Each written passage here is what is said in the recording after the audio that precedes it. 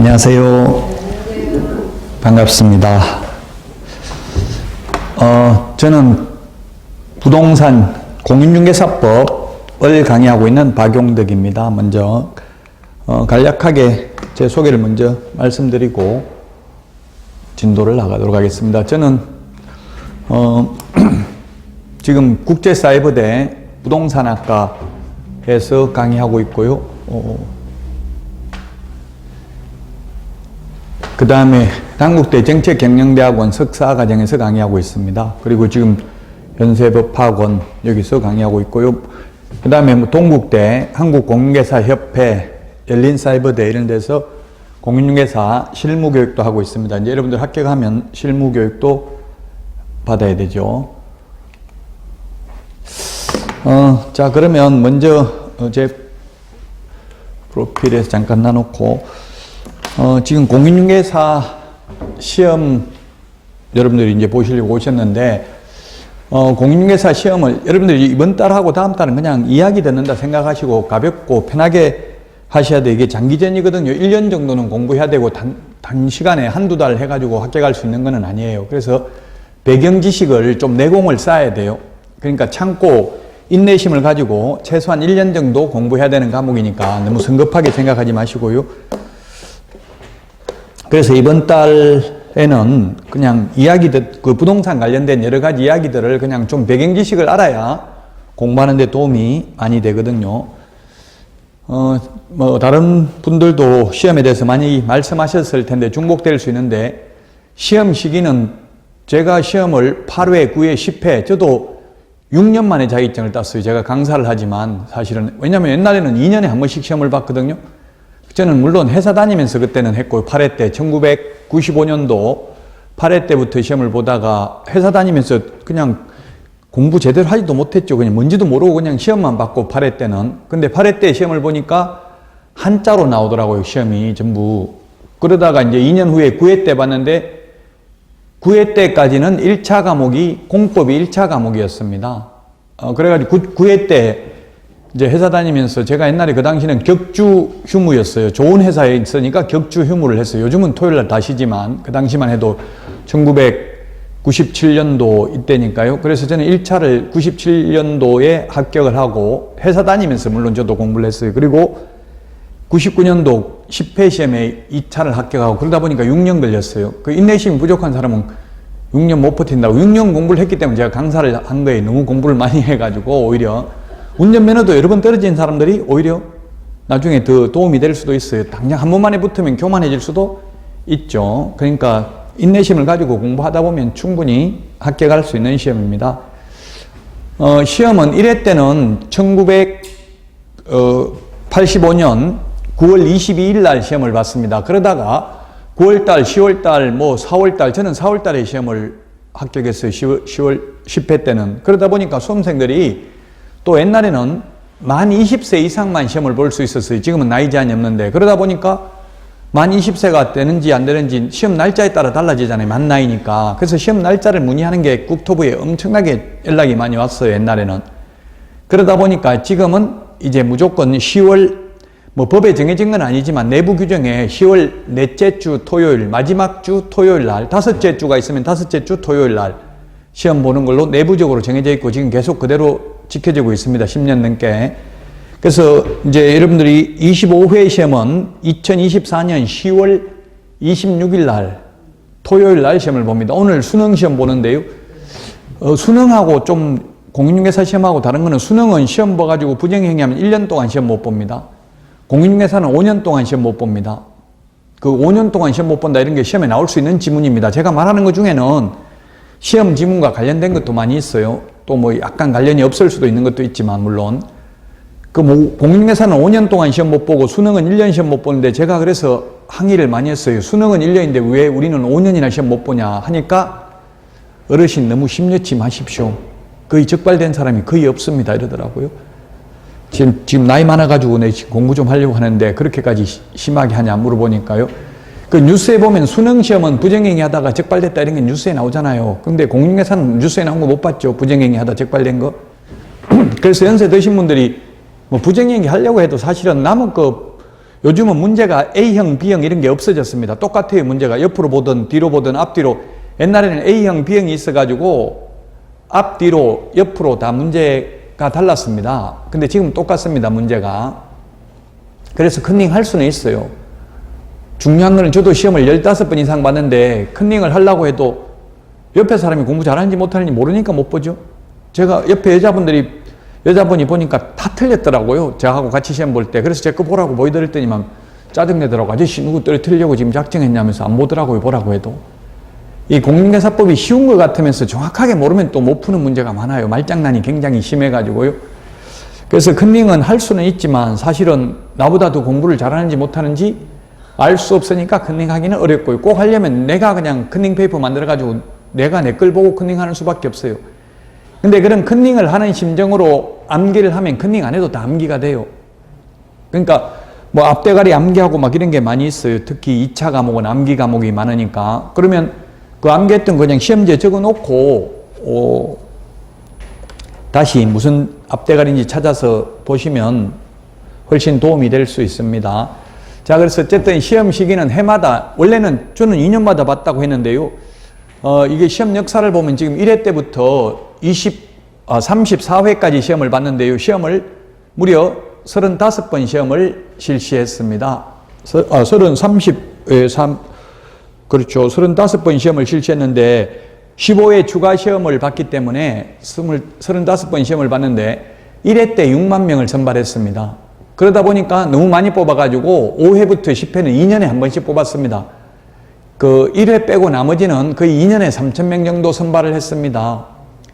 10회 시험부터 이제 많이 뽑았는데 10회 시험이 1999년도 시험을 실시했는데 김대중 정부 때 IMF를 극복하기 위해서 이제 10회 시험부터 10,000명 정도 선발한다라고 했습니다.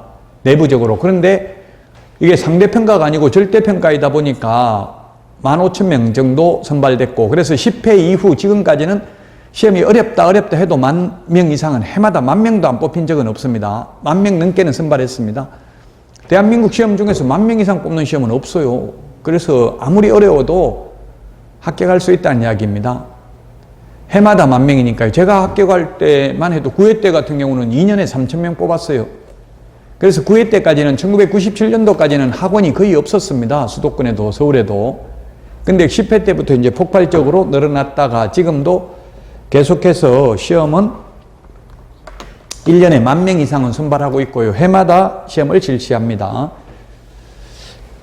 시험 방법은 이제 주관식으로 내려고 지금 뭐 협회에서 많이 건의를 했어요. 그러나 내년 시험도 객관식으로 확정됐습니다. 객관식 시험으로 본다고요. 5개 중에 하나 고르는 문제가 나옵니다.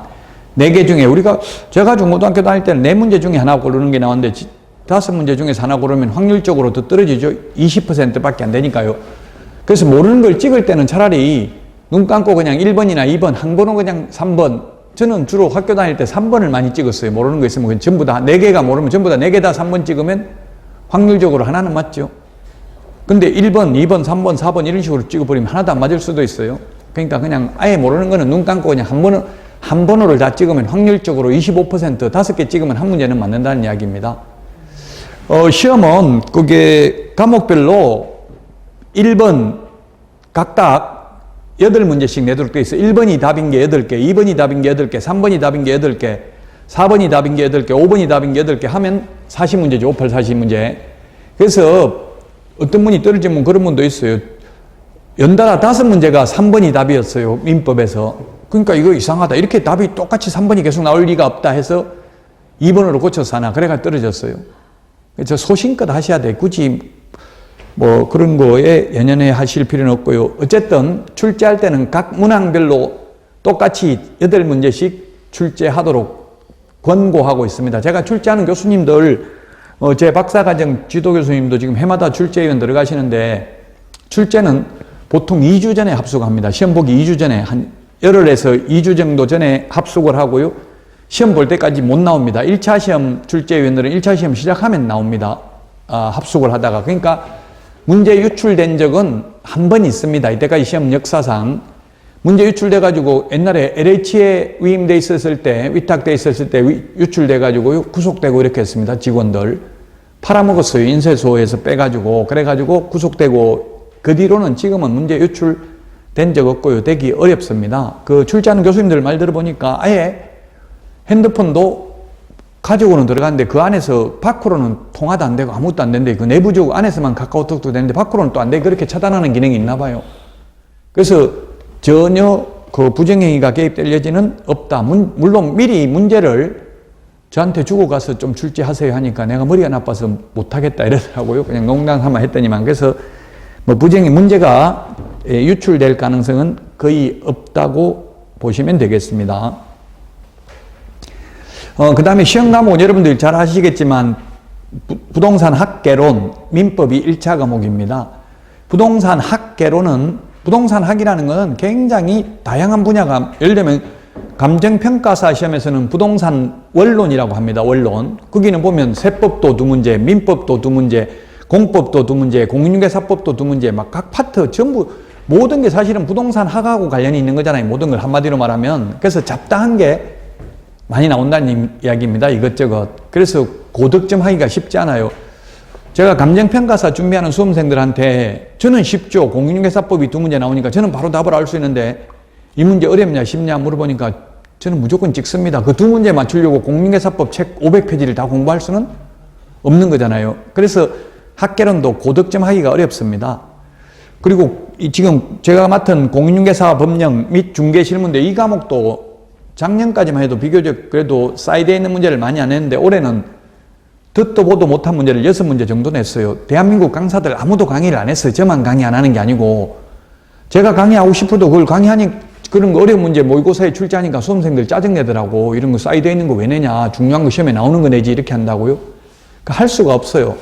아마 저 여러분들한테도 그런 거 10년 동안 한 번도 안 나왔던 거는 강의 안 합니다. 나오면 그냥 찍고 재수로 맞추든지 찍든지 하는 수밖에 없어요. 그런데 그게 최대 6문제 정도밖에 안 나온다고요. 그럼 100점 만점이 아니라 85점을 만점에 최고 잘하면 85점에서 이제 한 80% 맞추면은 거의 70점 정도 되는 거예요. 거의 다 완전히 다 안다고 생각해도 실수를 하기 때문에. 그래서 이제 공인중개사법도 70점 정도밖에 받기가 쉽지 않습니다. 올해 기준으로 올해처럼 문제를 출제한다면. 그러니까 뭐 거의 맨날 해마다 나오는 것들은 거의 완전히 다 알고 있어야 그래도 한 7, 80점, 70점, 80점 받을 수 있다는 이야기입니다. 옛날에는 거의 사이드에 있는 걸 많이 안 냈는데 올해는 어쨌든 6문제나 출제를 했습니다. 그리고 최근 경향이 박스형 문제를 많이 출제하고 있습니다. 박스 안에서 고르는 문제 이런 것들이 많이 출제됐고요. 다음 기회에 또 한번 시험제도에 대해서는 말씀드리고요. 그 다음에 2차 과목이 이제 공인중개사법, 제가 맡은 과목, 그 다음에 부동산 공법, 등기법, 지적법, 세법 이렇게 해서 2차 과목인데요. 이거는 시험하고도 관련이 있지만 또 공부를 해놓으면 살아가는 데 있어서도 도움이 많이 돼요. 뭐 부동산 내가 사기 하나만 안 당하더라도 그 돈 버는 거잖아요. 학원비는 다 버는 거니까. 물론 시험 합격하는 게 1차 목표이겠지만 일단 시험 합격을 안 하더라도 배워놓으면 그만큼 득이 된다. 내 재산을 지키는데도 도움이 된다는 이야기입니다. 그 최소한 요즘은 공부를 1년 가까이는 1년 정도는 집중해서 해야만 합격할 수 있는 시험으로 바뀌었습니다. 1회 때 6만 명 선발할 때는 거의 한자만 읽을 줄 알면 다 합격할 수 있었어요. 1회 때는.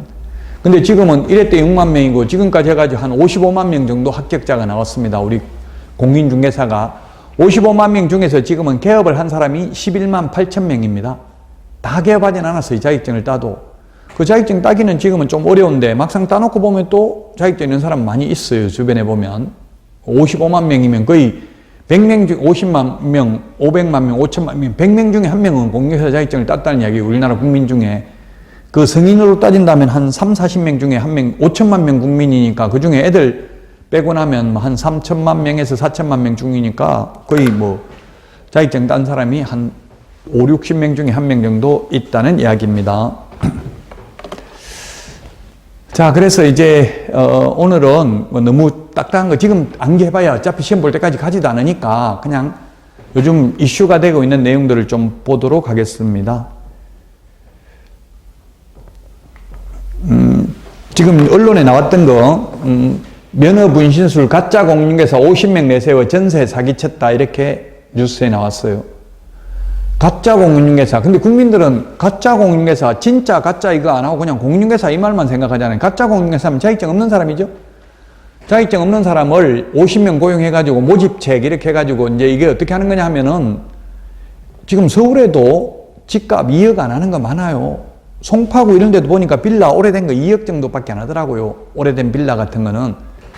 그 이제 신축 빌라는 뭐 5억 하기도 한다 하더라고요. 송파에 제가 저한테 수업 들어가지고 학교 가신 분 그 개업해가지고 하는 분들이 있는데, 그럼 서울에도 2억짜리 빌라가 많이 있다는 이야기입니다.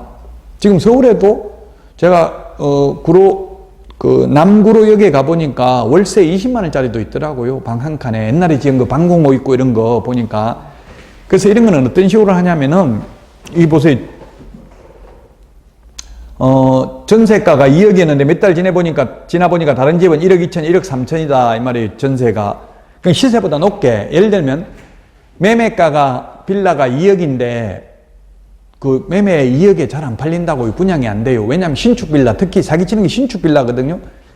그 신축 빌라가 잘 안 팔리는 이유는 그 신축 빌라 가지고 있으면 무주택, 세대주 이런 경우가 뭐 아파트 분양받는데 유리하잖아요. 신규 청약을 하는데. 근데 집 괜히 그런 거 중간한 거 하나 가지고 있으면은 무주택이 아니고 유주택이면 순위만 내려가 버리거든요. 무주택부터 우선적으로 공급하잖아요. 주택 공급할 때 보면 분양할 때. 그래서 지금은 이제 뭐 공시가격이 좀 싼 거 가지고 있으면 아예 주택수에 포함시키지 않는다 이런 정책도 펴는 거잖아요. 왜냐면 빌라 거래가 거의 안 되다 보니까 이제 또 빌라도 거래가 돼야 되잖아요. 다 국민들이 가지고 있는 거니까.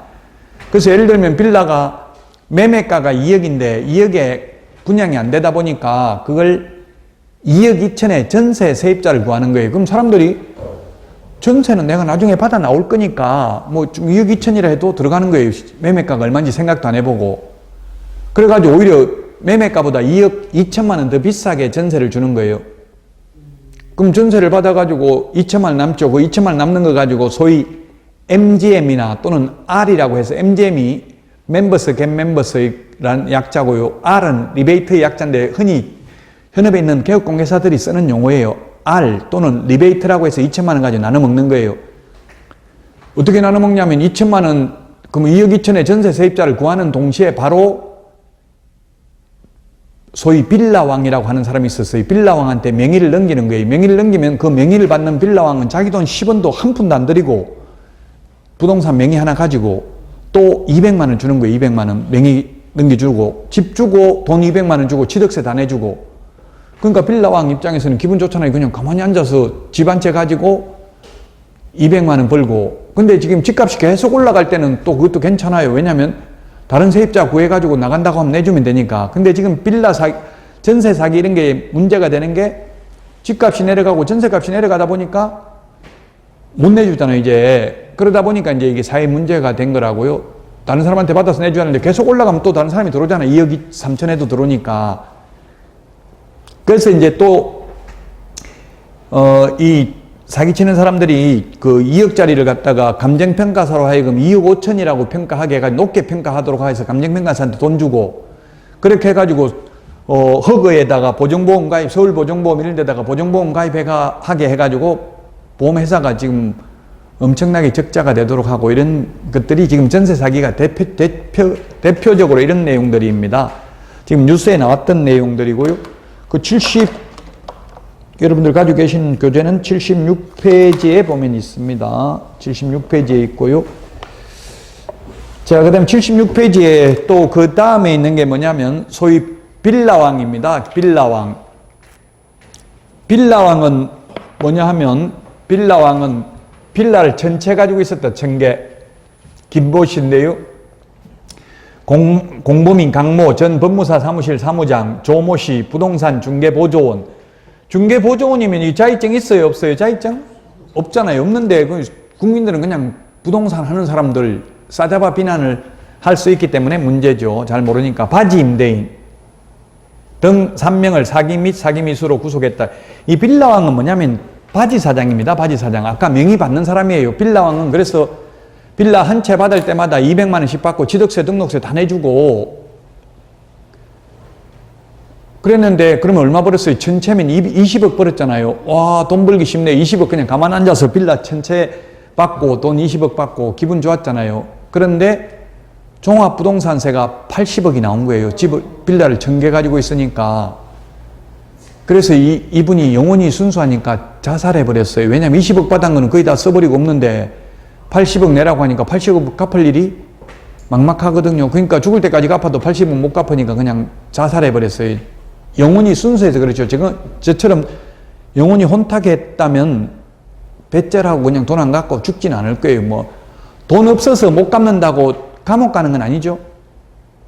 그러니까 굳이 돈 못 갚는다고 죽을 필요는 없다고. 세금 못 내도 세금 제척기간 국세 5년입니다. 5년 동안 세금 안 내면 끝이에요. 재산 없어서 못 내면 그만이라고요. 그래서 국세청에서 세무조사를 4년마다 많이 해요. 5년 넘어버리면 이제 못 받으니까 5년 지나면 못 받거든요, 세금.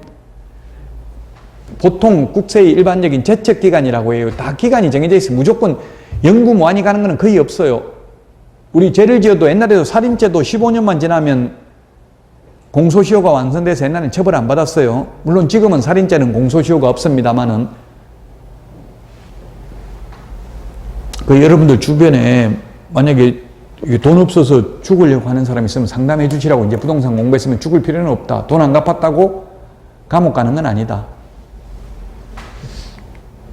자, 그 다음에 빌라왕, 건축왕이 있었고요. 그 다음에 이제 또 문제가 되는 게 요즘 이슈가 되고 있고, 이거는 현업에 나가도 주의해야 되는 게 신탁 전세 사기인데, 이게 뭐냐면 신탁 등기가 돼 있는 경우입니다. 신탁 등기라는 거는 이게 담보 신탁인데요. 신탁 등기, 신탁이라는 게 뭡니까? 신탁. 맡기는 게 신탁입니다. 수탁자가 명의를 받는 사람이 수탁자, 신탁자는 명의를 맡기는 사람을 신탁자라고 합니다. 받을 수자, 수탁자. 그럼 신탁 등기를 하면 수탁자가 소유자입니다. 신탁법에 의해서 신탁 등기를 하면. 그럼 왜 이런 신탁 등기를 하냐면 빌라 건물주들이 대출 받으려고 하니까 대출 받기가 쉽지 않고, 또 일반 국민들은 건저당 설정 등기돼 있다면 이거 대출돼 있구나 이런 걸 알아요. 근데 신탁 등기는 잘 모르거든요, 사람들이. 그러니까 신탁 등기를 하는 거예요, 수탁자 명의로. 그럼 수탁자가 소유자이기 때문에 신탁자가 대출받은 거거든요. 그러면 신탁자는 자기 마음대로 그 신탁 부동산을 세놓으면 안 돼요. 전세 주면 안 돼요. 세입자가 그 신탁자와 임대차 계약을 체결하면 보호받을 수 없어요. 최우선 면제도 못 받는다고 나중에 경매 넘어가면. 그래서 이런 신탁 등기가 되어 있는 경우에는 반드시 신탁 원부라는 걸 열람해가지고 그 신탁 원부에 보면 수탁자 동의를 받아야 된다 이런 게 정해져 있다고요. 내용이.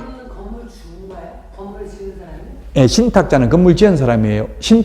건물은 자기가 지었지만 수탁자에게 명의를 넘겼다는 이야기예요. 등기 명의를 넘긴 거예요. 그럼 자기가 소유자가 아니에요. 소유자가 아닌데 자기가 전세를 받아먹고 이러면은 그거는 있죠. 모르니까 일반 국민들이 오면 이거 신탁 등기돼 있어도 별일 없다. 그럼 또 개업공개사님들도 일부 몰직한 사람은 저 건물주 돈 많은 사람이니까 걱정 안 해도 된다 이런 식으로 해가지고 사기당하는 경우가 많이 있어요. 어느 조직이든 개업공개사도 11만 8천 명이나 되다 보니까 그 중에 이게 전세 사기와 연루된 사람이 지금 430명 돼 있고요. 430명이면 0.3%입니다. 1000명 중에 3명이에요. 1000명 중에 3명은 어느 조직이든 다 이게 일탈하는 사람이 있어요. 그러나 국민들이 볼 때는 싸잡아서 모든 개업공개사들 다 사기꾼이다 이런 식으로 인식을 하는 게 문제죠. 그래서 신탁 등기가 돼 있으면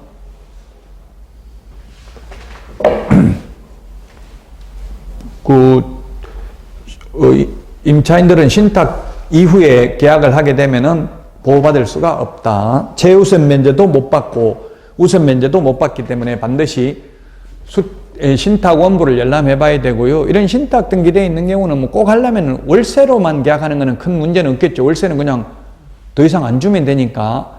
무보정 월세 이런 것도 많이 있어요. 요즘 시내에 보면 무보정 월세. 서울은 잘 없지만 오산 같은 데는 보니까 중국 동포들 대상으로 하는 데는 무보정 월세도 있더라고. 무보정 월세. 보증금 없이 월세로만. 그럼 이거 신탁 전세라는 거 알을 보려면 어떻게 하는 거야? 그 등기부에 보면 신탁 등기가 돼 있다고 나와 있어요. 등기사항 증명서에. 그럼 이거 뭐냐 물어봐야 되는데 별거 아니다. 뭐 이런 식으로 하는 경우가 있다고. 별거 아니고 주인 돈 많으니까 그 신탁 돼 있는데 상관없다. 이렇게 하죠. 등기 사항 증명서에 나옵니다. 신탁 등기되어 있는지는.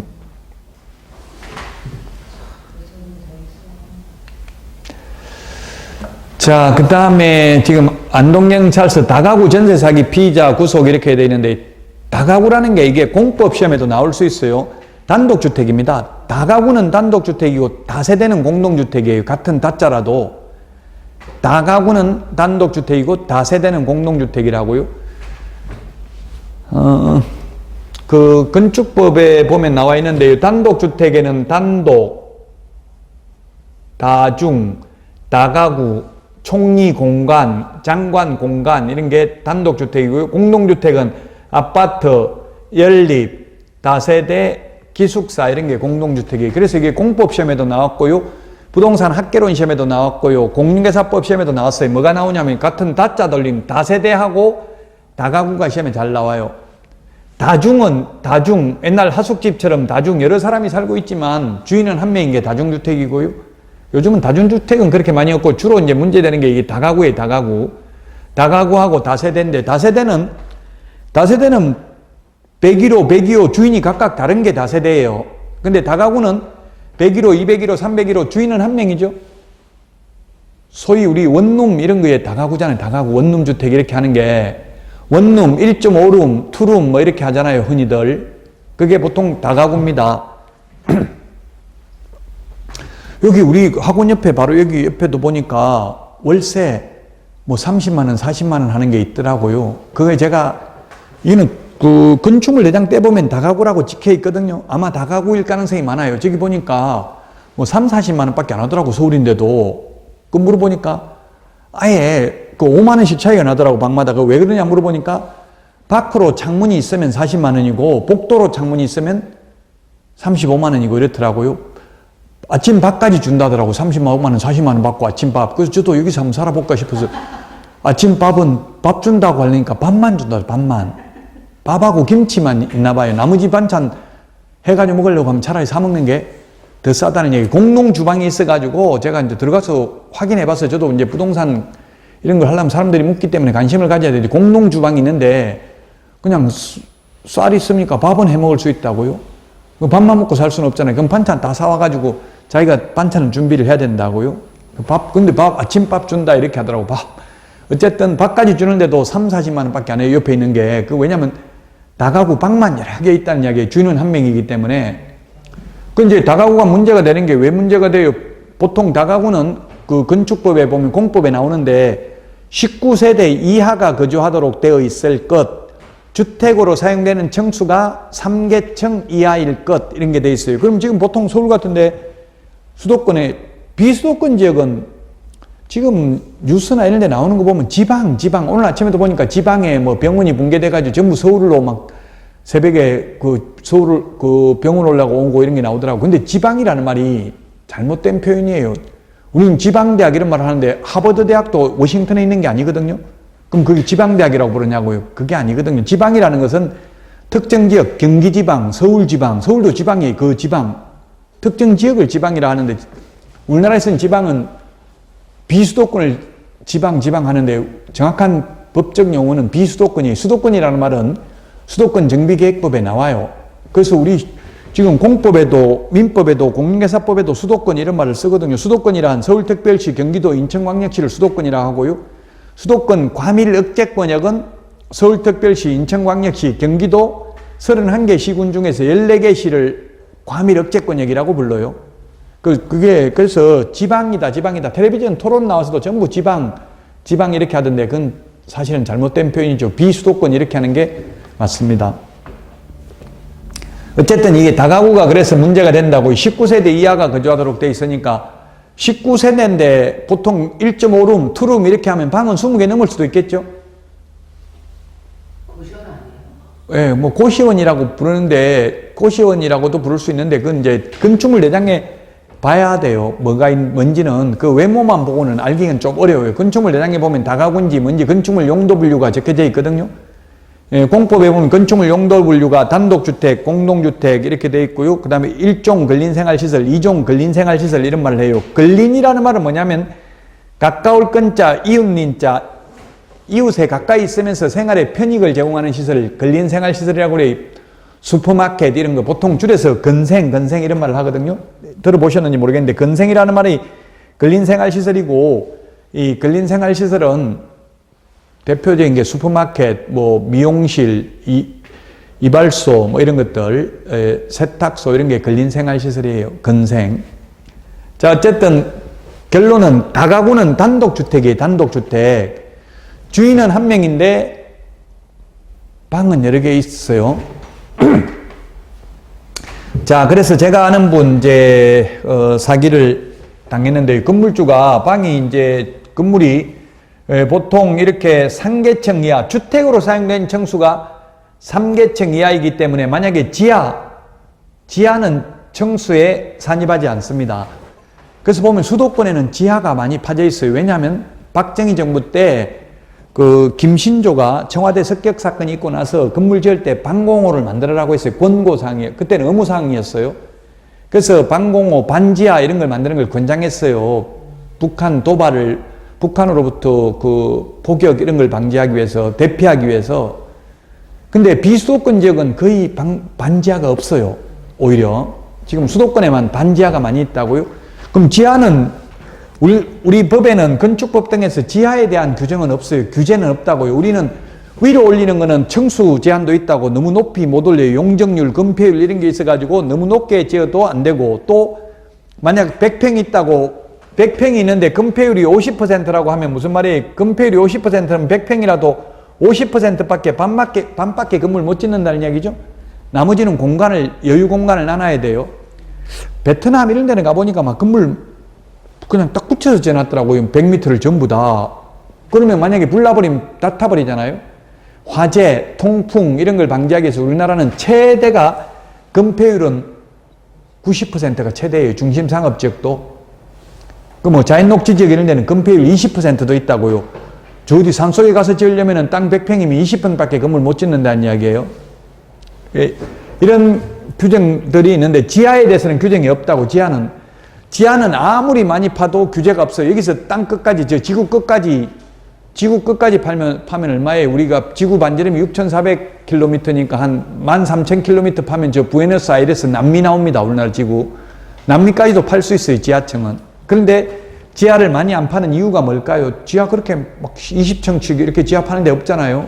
20층, 30층 지하 파도 돼요. 안 파는 이유가 뭐겠어요? 공사비가 많이 든다고요. 지하로 내려가면 내려갈수록 지상 지하 1층 파는 게 지하 만약 5층 파면은 지상 15층 파는 것보다 더 올리는 것보다 더 돈 많이 든다는 것 같더라고요. 돈이 많이 들어요. 지하를 팔면. 그래서 지하를 안 하는 거지. 근데 지하를 주차장법을 만족하려면 지상 연면적의 30%를 지하를 파는 게 적정하다고 나와 있어요. 그러면 지상으로 10층 올리려면은 지하 3층은 파야만 주차 대수를 만족시킬 수 있다는 이야기입니다. 자, 용어가 처음 하시면 다 모르는 용어가 나올 수 있는데 연면적이라는 게 뭐냐면 연면적은 각 층 바닥 면적 합계를 연면적이라고 합니다. 10층이면 1층부터 10층까지 면적 다 합한 걸 연면적이라고요. 그러면 1층이 100평이면 10층짜리면 연면적은 1000평이 되겠죠. 1000평. 원래 평수라는 말도 또 계량에 관한 법률에 의하면 평이라는 것도 사용하면 안 됩니다. 원칙적으로 제곱미터라고 해야 됩니다. 제가 편의상 평이라고 하는데 이 평이라는 걸 상업용 목적으로 사용하면 계량에 관한 법률 위반으로 100만 원 이하의 과태료에 처합니다. 근데 저처럼 뭐 상업용이 아니라 그냥 강의용으로 평이라고 말하는 건 상관없습니다. 제곱미터가 원칙이라고요. 그래서 제가 아는 분은 경기도 용인시 그 강남대학교 앞에서 실제 있었던 사건인데요. 지하 1층이 있고요. 그 다음에 1, 2, 3층이 있었어요. 근데 이게 그 당시에 지금 7, 8년, 거의 10년 정도 전인 것 같은데요. 시세가 얼마였냐면 이게 지하 1층까지 합해서 4층인데 지하 1층은 층수에 산입 안 해요. 그리고 법적으로는 이걸 3층이라고 그래요. 지하에 들어가 있는 거는 층수에 산입 안 한다고요. 층수에 산입을 안 하니까 층수 제한에 적용이 안 받으니까 지하는 얼마든지 깊이 파도 상관없다는 이야기예요. 근데 돈이 많이 들기 때문에 지하를 안 팔 뿐이라고요. 자, 근데 이게 시세가 7억인데 융자가 4억이 융자가 있었어요. 4억이 융자가 있고 그 다음에 전세보증금이 5억이었어요. 전세보증금이 5억. 집 팔면 7억밖에 못 받는다고요? 그럼 주인은 집 팔면 2억 토해내야 되잖아요. 대출 다 갚고 전세 보증금 다 내주려면. 그러면 어떻게 되겠어요? 그냥 주인은 진짜 사기꾼들은 사기로 처벌도 안 받아요. 어찌 보면 사기꾼인데 그냥 경매 넘어가게 내버려 둬버린다고요? 그럼 경매 넘어가면 세입자는 배당 못 받고 은행이 선순위이기 때문에 은행 받아가 나오면 세입자들이 피해본다고요? 그 이제 이걸 어떤 식으로 했냐면은 저한테 이제 문의를 해가지고 가는데 방이 뭐 여러 개가 있는데 이 중에서 건물주가 뭐라고 하냐면 지하 1층은 A 개업공개사에게, 지상 1층은 B에게, 그 다음에 2층은 C에게, 3층은 D에게 각각 다른 개업공개사에게, 다른 거는 다 월세인데 너만 전세다 이렇게 하는 거예요. 그럼 시세가 7억짜리고 융자가 4억 있어도 얼마에 3억 정도 여유가 있잖아요. 근데 다른 거 다 월세고 너만 전세라고 하니까 그러면 뭐 경매 넘어가도 크게 위험하진 않겠구나 이런 생각을 할 수도 있겠죠. 그 말만 믿고 했는데 이걸 갖다 모든 개업공개사님께 다 그런 거예요. 너만 전세다, 너만 전세다, 다른 건 다 월세다 이렇게 속인 거예요. 그러면 전세가 얼마인지 개업공개사는 알기가 쉽지는 않죠, 현실적으로. 그러면 어떻게 해야 되냐면 원래대로 하면은 그 임대차 계약서 다 가지고 오고, 그리고 동주민센터에 세대별 주민등록 열람해가지고, 개업공개사는 열람할 수 없어요. 이해관계인이 아니기 때문에. 세입자나 주인은 열람할 수 있거든요. 재임신고한 날짜가 얼마다, 보증금이 얼마다 이런 걸 다 확인할 수 있다고요. 그걸 확인해 달라고 해야 되는데 저도 중개업을 해봤지만 쉽지가 않은 게, 주인들이 그러면 야, 너 왜 이렇게 별나게 하냐, 옆에 중개업소는 그냥 아무 말 안 하고 받아주던데 이렇게 해요. 그러다 보니까 그냥 물건 뺏길까봐, 나한테는 안 내놓을까봐 그냥 위험한 줄, 안 위험한 줄도 정확하게 모르고 그냥 받는 경우가 많아요. 그리고 또 이 건물주가 역선택을 한 거죠. 개업공개사를 뭐라고 하냐면은 월세 중개하면 20만 원 주겠다. 중개보수를. 수수료가 보수로 바뀌었어요. 월세 중개하면 20만 원 주겠다. 전세 중개하면 200만 원 주겠다. 이렇게 한 거예요. 그럼 돈 많이 벌려고 다 전세 중개하잖아요. 그랬다가 제가 아는 분은 당했어요. 그래서 1억 8천을 피해를 입혔어요. 1억 8천을 피해 입혔는데 방 다 합해서. 근데 그 중에서 방 2개짜리가 얼마냐면 그 당시에 6천만 원이었어요. 보증금이 6천만 원. 이 한 사람이 소송을 제기했어요. 딱 한 명만. 나머지는 거의 다 포기했다고요. 소송한 사람 그렇게 많지 않잖아요. 1억 8천 중에서 6천만 원짜리 한 명이 개업공개사를 대상으로 손해배상 해달라고 소송한 거예요. 그 개업공개사는 그냥 안전하다, 뭐 주인 요거만 전세고 다른 건 다 월세라고 한다, 그대로 들은 걸 전달하는 거예요. 개업공개사는 전달만 하면 되는 게 아니라 실체권리관계와 부합하는지 확인하고 설명을 해야 되거든요. 그 들은 대로 전달하는 게 아니에요. 우리가 중개보수, 일반 국민들은 뭐 딸랑 계약서 하나 적고 몇백만 원씩 중개보수 돈 떼돈 벌겠네 이렇게 하는데, 그냥 딸랑 계약서만 적는 게 아니라 만약에 나중에 잘못됐으면 거기에 대한 책임을 져야 되는 게 개업공개사라고요. 그래서 반드시 실체권리관계에 부합하는지 확인을 해야 돼요. 확인하고 설명해야 되지. 은행 융자 1억 받았는데 다 갚고 9천만 원 갚고 1천만 원밖에 안 남았다고 하던데요. 이거는 확인 설명이 아니라 전달하는 거잖아요. 전달, 남은 말 들은 거.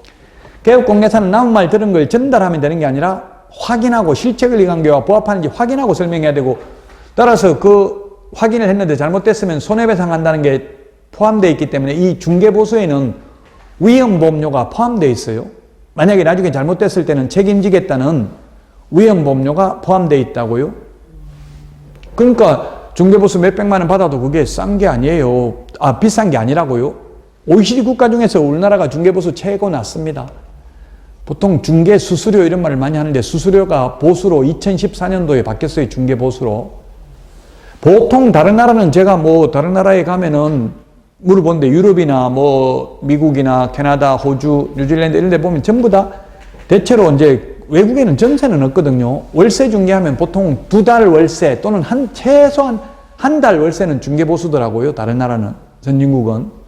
근데 우리나라는 중개보수 낮은 편이에요. 그럼에도 불구하고 국민들은 중개보수 너무 비싸다, 중개수수료 너무 비싸다 해가지고 오히려 지금 깎았어요. 옛날에 최대 0.9% 받다가 주택은 지금 매매는 0.7, 임대차는 0.6%밖에 못 받아요. 지금 0.6, 0.7 이런 거는 시험에도 나오는 거예요. 제가 말하는 거에는 한 7, 80%는 시험에 나오는 거고요. 그 배경 지식으로서 시험에 직접 안 나오는 것도 있습니다. 어쨌든 이렇게 해가지고 이제 6천만 원짜리가 소송을 제기했는데, 판사가 개업공개사가 확인 설명을 잘못한 과실이 있으므로 가실 비율을 30%로 인정함이 상당하다 이렇게 나왔어요. 개업공개사가 아무리 잘못해도 100% 개업공개사 책임지라고 하진 않습니다. 왜냐하면 개업공개사는 고도의 주의 업무가 있는 게 아니라 선량한 관리자의 주의 업무가 있기 때문에 그렇습니다. 선량한 관리자의 주의 업무라는 것은 보통 사람, 평범한 사람, 평균치의 사람들이 지켜야 되는 게 선량한 관리자의 주의 업무입니다. 세입자도 개업공개사 말만 믿고 장사꾼 말만 믿고 직접 확인 안 한 가실이 있다 이렇게 보는 거예요. 판례는 개업공개사를 전문 직업인으로 보는 게 아니라 장사꾼 상법상 상인으로 봅니다. 요거는 시험에 나올 수 있는 지문입니다. 상법상 상인이라고 판례는 보고 있다. 공인중개사법에서는 전문 직업인으로 보고 있지만 그럼 30% 배상하라고 해서 그럼 30%면 얼마에 6, 38, 1,800만 원 배상하라고 한 거예요. 1,800만 원 하라고 했는데 그 세입자는 어떻게 소송을 하냐면 변호사를 선임해가지고 협회 공제조합 또는 보정보험 들었으면 보정보험 회사와 개업공개사를 공동피고로 해서 소송을 해가지고 판결을 받습니다. 승소 판결문을 받으면 공동피고니까 바로 협회 공제금 청구하면 협회에서 공제금을 1,800만 원 줘요. 그럼 협회에서는 개업공개사에게 구상권을 행사합니다. 토해내라고 합니다. 네가 잘못해가지고 배상했으니까 다시 내가 배상한 거 돌려달라고 요구합니다.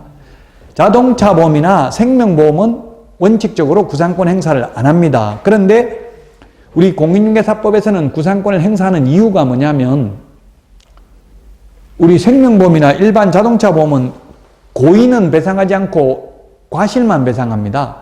예를 들면 고의로 음주운전 해가지고 교통사고 나면 보험금 안 줍니다. 저도 아파트 앞에 차를 대놨는데 음주운전 차가 박아놓고 그대로 빼지도 않고 놔놓고 아침에 나오니까 있더라고요. 그래서 제가 보험회사에 전화해가지고 지금 음주운전 차에 바쳤는데요 이렇게 했더니만 음주했는지 제가 확인해 볼게요 잠시만요 하더라고. 그 가해자 차량주한테 전화하니까 음주운전 했다고 시인한 거예요. 안 할 수가 없죠. 완전히 차를 박아놓고 음주운전 안 했으면 빼고 도망가거나 아니면 도망 안 가더라도 최소한 빼놓고 메모라 적어놓고 이렇게 하겠죠. 근데 아예 도망도 안 가고 그대로 차 받아가 놓고 자기도 올라가 자고 있더라고요. 그 제가 보험회사에 전화 왔는데 음주운전 하는 거 맞답니다. 음주운전 했기 때문에 보험금 지급 안 되고 개인적으로 둘이 합의해가지고 알아서 하세요 이러더라고요. 고의 일부러 사고 낸 거는 보험금 안 준다고요. 사망보험 들어놓고 일부러 2년 안에 자살하면 보험금 안 줘요. 근데 우리는 일부러 고의로 사고를 입힌 경우도 배상을 해주기 때문에 구상권을 행사한다고. 구상권이라는 거는 너가 갚아야 될 돈을 내가 대신 갚았으니 내가 갚은 돈을 다시 돌려달라고 하는 게 구상권이에요. 그래서 결국 개업공개사가 토해내야 된다고요. 보험회사에서 보험금을 줬다 하더라도. 그래서 그 개업공개사가 저한테 1,800만 원 토해내라고 하는데 토해내야 됩니까? 묻길래 예 토해내야 됩니다. 원칙적으로. 이렇게 했더니만 변호사한테 물어보니까 소송하면 안 토해내도 될 수도 있다고 하던데요. 그럼 소송하지 왜 나한테 연락했는데 묻고 싶은데 못 묻고 그러면 변호사 말 듣고 싶으면 들어보세요 이렇게 했어요.